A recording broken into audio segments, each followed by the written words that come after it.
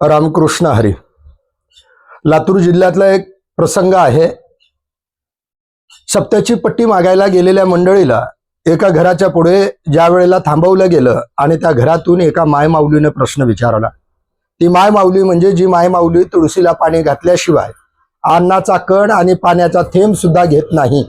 त्या मायमाऊलीच्या घरामध्ये अगोदर तिचा सासरा, नंतर तिचा पती आणि आता तिचा मुलगा, जो गेल्या 3-4 पिढ्यापासून पंढरीची वारी न चुकता करणारं ते घर.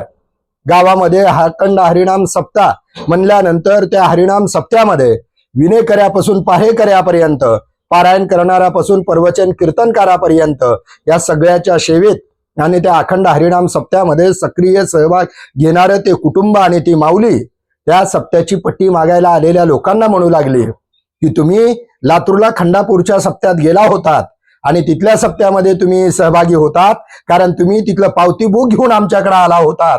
त्या पावती बुकाचं केलं काय आणि तिथल्या सप्त्यामध्ये आलेल्या करोडो गेले कुठं, असा प्रश्न ज्या वेळेला त्या माऊलीनं त्या सप्त्याची पट्टी गोळा करणाऱ्या लोकांना विचारला. त्यावेळेला गावोगाव सप्त्यासाठी पुढाकार घेणाऱ्या भजनी मंडळांना, गावकऱ्यांना मात्र प्रचंड ताण येऊ लागला आणि ते पंढरीच्या पांडुरंगाला साकडे घालून विचारू लागले की ज्या ज्ञानेश्वरीनं, ज्या तुकाराम गाथेनं त्यांना पंढरीच्या पांडुरंगाच्या दिशेनं पावलं वळायला लावली होती, त्याच पंढरीच्या पांडुरंगाचं तोंडामध्ये नाव घेत आणि मी आळंदीमध्ये राहून शिक्षण शिकलोय म्हणत हातात एका पिस्तूल घ्यायचं आणि दुसरीकडे मी वारकरी आहे म्हणायचं. पण त्याच वारकऱ्याच्या अखंड हरिनाम सप्त्यामध्ये आणि पादुका सोहळ्याच्या जमलेल्या पैशावरती डल्ला मारून गेल्या 4 महिन्यापासून फरार असलेल्या पिस्तुल्या महाराजावर MIDC पोलीस चौक लातूर या ठिकाणी गुन्हा नोंद करण्यात आला आणि तपास सुरू झालेला आहे. सांगण्याचा संदर्भ हाच आहे की तुकाराम महाराज आणि माऊली यांच्या श्रद्धेनं, भावनेनं आणि निष्ठेनं भोळ्या भाबड्या भाविकानं विश्वास ठेवून आम्हाला पादुकेचं दर्शन होणार आहे म्हणून खंडापूरच्या माळरानावर भक्तीचे मळे फुलले. नव्हे हजारो लाखोच्या संख्येनं भाविक भक्त त्या ठिकाणी आले. ते भाविक भक्त कुठल्या एका महाराजासाठी किंवा त्या महाराजाच्या हातात असलेलं डुकरं मारणाऱ्या पिस्तुलासाठी नव्हते, तर त्यांची माऊलींच्या पादुकांवर, तुकोबारायांच्या गाथेवर श्रद्धा होती आणि तिथं कुठं तर रामकृष्ण हरीचा जप आमच्या कानावरती पडेल आणि तेवढंच आमच्या जीवनाचं सार्थक होईल म्हणून श्रद्धेनं भोळ्या भाविकेनं येणाऱ्या त्या भाविकांच्या मनाचा नव्हे त्यांच्या काळजाचा लचका तोडण्याचं काम आणि अखंड हरिनाम सप्त्यातून आध्यात्मिकता, सात्विकता, संस्कार अशा पद्धतीचा संस्कार न होता तिथं सुद्धा डल्ला मारणारे किंवा तिथं सुद्धा पैशाचा अपहार करणारे प्रवृत्ती आहेत. हा संदेश महाराष्ट्रभर ज्यांच्यामुळे गेला त्यांना एकदा टीव्हीवर विचारलं गेलं किंवा युट्यूबवर असलेले त्यांचे व्हिडिओ बघा, त्यांच्यातून ते एवढंच सांगतात की मी या धर्माचा निष्ठा आहे, मी ह्या वारकरी संप्रदायाचा. अरे पण तुम्हाला जर खरंच वारकरी म्हणून घ्यायचं असतं किंवा खरंच तुम्ही हिंदू धर्माचे निष्ठावान असता तर तुकोबारायांचा जो अभंग होता की कीर्तने करत असताना ज्या ठिकाणी आपण कीर्तन करणार आहोत त्या ठिकाणचं अन्नी पाणी सेवन करू नये, धनतर घेऊच नाही, म्हणजे एवढा निष्काम कर्मयोग जो भगवद्गीतेमध्ये सांगितलेला होता तो कर्मयोग इथल्या संतांनी इथल्या मातीमध्ये रुजवण्याचं काम केलं आणि उठता बसता त्या संतांचे नावं घेऊन तुम्ही मात्र पैशावरती नजर ठेवण्याचं काम केलं.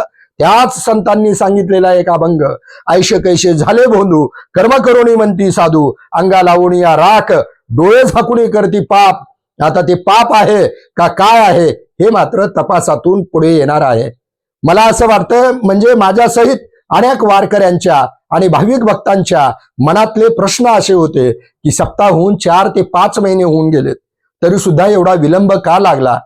देर आहे दुरुस्त आहे, परंतु आता खऱ्या अर्थानं ज्या भोळ्या भाविक भक्तांनी धर्म म्हणून, अध्यात्म म्हणून, पांडुरंग म्हणून, माऊली म्हणून, संत तुकाराम महाराज म्हणून इथं जे श्रद्धेनं जे काही त्यांनी त्यांच्या आडी अडचणीला लागतील म्हणून स्वतःच्या कष्टानं, स्वतःच्या रक्ताच्या घामानं मिळवलेले पै ना पै इथं जेव्हा ते देऊन गेले होते त्यावेळेला त्या सगळ्या त्यांच्या कष्टाच्या पैशाचा आता मात्र हिशोब लागणं आणि त्यांच्या पुढे तो हिशोब येणं महत्वाचं आहे. तुम्ही जेव्हा हा सर्व घटनाक्रम बघाल त्यावेळेला या घटनाक्रमातली न दिसलेली बाजू मला समोर मांडणं गरजेचं वाटतं. ते म्हणजे कदाचित अशा फिरत्या सप्त्याचं आयोजन करत असताना त्या महाराजांना असं कदाचित वाटलं नसेल की एवढा भरभरून आपल्याला प्रतिसाद मिळू शकेल, परंतु त्यांच्या अपेक्षेपेक्षाही प्रतिसाद जास्त भेटला आणि त्या प्रतिसादापेक्षाही तिथं धन जास्त येऊ लागलं।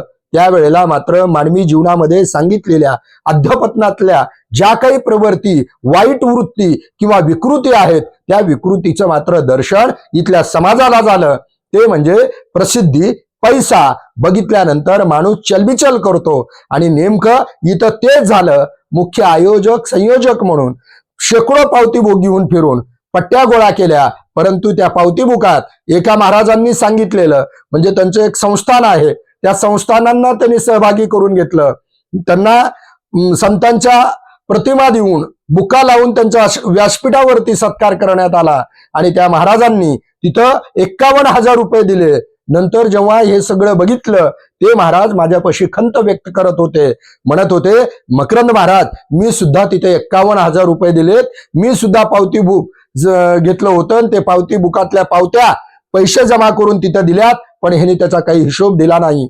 म्हणजे जर समजा किती पावती बुक छापलेत, त्या पावती बुकातल्या किती पावत्या फाटल्या गेलेल्या आहेत आणि त्या पावत्यावर किती सह्या आहेत, म्हणजे तुम्हाला उदाहरणार्थ जर काही जणांना शंका असेल तर तुम्हाला त्या पावत्या बघितल्यावर कळेल की तिथं सह्या नाहीत, तिथं नोंद नाही, तिथं क्रमांक नाही। मग ज्या ठिकाणी असं म्हटलं जातं की एका हातानं दिलेलं दान हे दुसऱ्या हाताला कळू द्यायचं नाही, म्हणजे अशा दान धर्मावर चालणारा अध्यात्माचा हा संप्रदाय किंवा वारकरी संप्रदायाचा हा जो काही पांडुरंगाचा रथ आहे, या सगळ्या ह्याच्यामध्ये समोर येऊ घातलेल्या पंढरीच्या वारीमध्ये त्या वारकऱ्यांना एक मात्र मनाला प्रश्न पडेल की आता इथून पुढे आपल्या क्षेत्रामध्ये जे कुणी पांडुरंगाचं नाव घेतील त्या सगळ्या नाव घेणाऱ्या किंवा तुकाराम महाराज, ज्ञानेश्वर माऊली, संत नामदेव महाराज या सगळ्यांचा विचार त्यांच्या आचरणामध्ये येणं गरजेचं। नाहीतर होतं काय, एकीकडे अखंड हरिनाम सप्ते घ्यायचे, मोठे जंगी हेलिकॉप्टरनं पादुका आणायच्या, त्या पादुकाचा भव्य दर्शन सोहळा म्हणून पेंडॉल मारायचा आणि तिथं जमा झालेल्या पैशावरनं वाद होईल, वाद नाही अक्षरशः पिस्तूल बाहेर काढले गेले।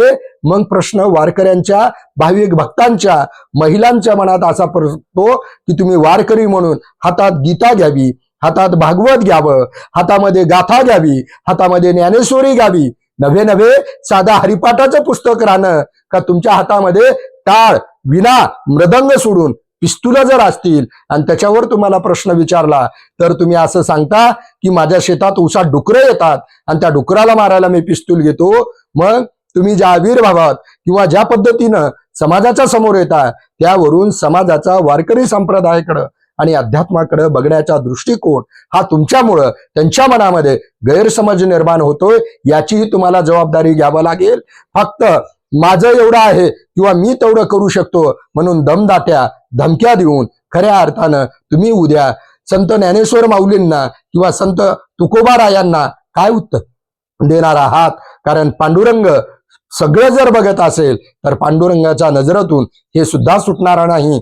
फक्त गल्लत कुठं होती भल्या जणांची की अध्यात्म व्यवहार म्हणजे मुळामध्ये वारकरी संप्रदाय हा संसार करत करत अध्यात्म करणार आहे। म्हणजे त्याच्या पूर्वीचा जर प्रवाह तुम्ही बघितला तर तुमच्या लक्षात येईल की ज्यांना अध्यात्म करायचंय ते एकतर संन्यास घेऊन जायचे किंवा घरदार बायको लेकरांकडे दुर्लक्ष करायचे, परंतु वारकऱ्यांनी पंढरीच्या पांडुरंगाला दैवत मानल्यापासून आणि पंढरीच्या पांडुरंगाची पूजा करणाऱ्या वारकऱ्यांनी इकडं शेती करत करत, संसार करत करत पंढरीच्या पांडुरंगाची भक्ती करणं यालाच खऱ्या अर्थानं जीवनाचं सार्थकत्व मानलंय। म्हणजे तुमच्या ठिकाणी वागणं, नीतिमत्ता, नैतिकता, चारित्र्य आणि जर भक्तिभाव मनामध्ये असेल तर तुम्हाला कुठेही जाण्याची गरज नाही। तुम्ही जिथं आहात त्या ठिकाणी पांडुरंग तुमच्यावरती कृपा करत असतो।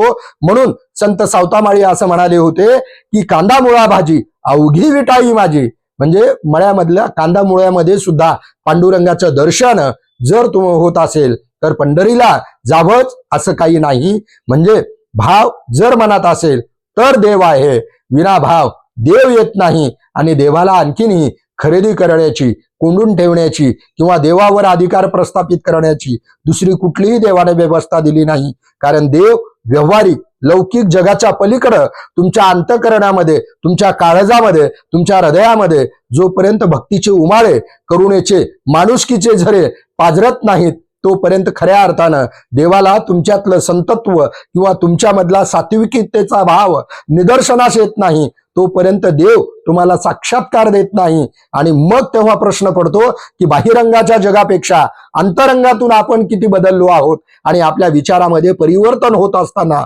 माणुसकी, दया, क्षमा, शांती, तेथे देवाची वस्ती. मग देवाची वस्ती जर व्हायची असेल तर तुम्हाला सूड, बदला, तिरस्कार, कुरघोड्या, राजकारण, बदनामी, धमक्या या मार्गाऐवजी तुम्हाला त्या मार्गाचा अवलंब करा.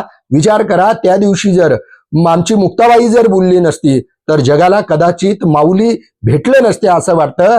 कारण माऊलींचा असाच अपमान झाला आणि माऊलींना ईदभर पोटाची टिचभर खळगी भरण्यासाठी 4 घास अन्नासाठी वनवन करावं लागलं.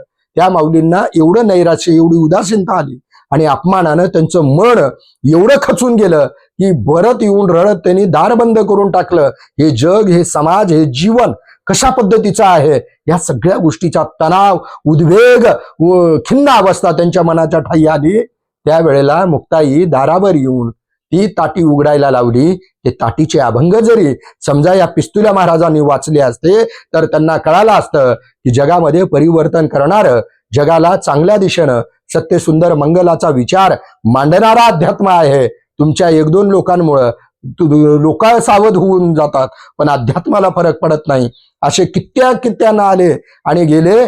कारण हा जो विचार आहे अध्यात्माचा, तो विचार माणसाला माणूस बनवणारा आणि त्या माणसाच्या आयुष्याचं सोनं करणारा. म्हणूनच ज्यांनी भक्तिभावानं पांडुरंगाचा धावा केला, पांडुरंग त्यांचा झाला. ज्यांनी पांडुरंगाला जर समजा वापरायचा विचार केला तर पांडुरंगानं त्यांना सुद्धा समाजाच्या पुढा उभा केलेलं आहे. शेवटी एवढंच म्हणतो की आई वडिलाची सेवा करणाऱ्या पुंडलिकासाठी पंढरीला येणारा पांडुरंग तुम्हाला सेवाभाव सांगतो आणि एका विटेवर उभारणारा पांडुरंग अद्वैतवादातून एवढंच तुम्हाला म्हणत असतो की सगळं काही तुझ्या ठाई आहे, तुझा आहे तुझपाशी, परी तू जागा चुकलाशी. ती चुकलेली जागा तुला योग्य दिशेला येण्यासाठी इथं खऱ्या अर्थानं अध्यात्म आहे आणि तो वारकरी संप्रदाय आहे.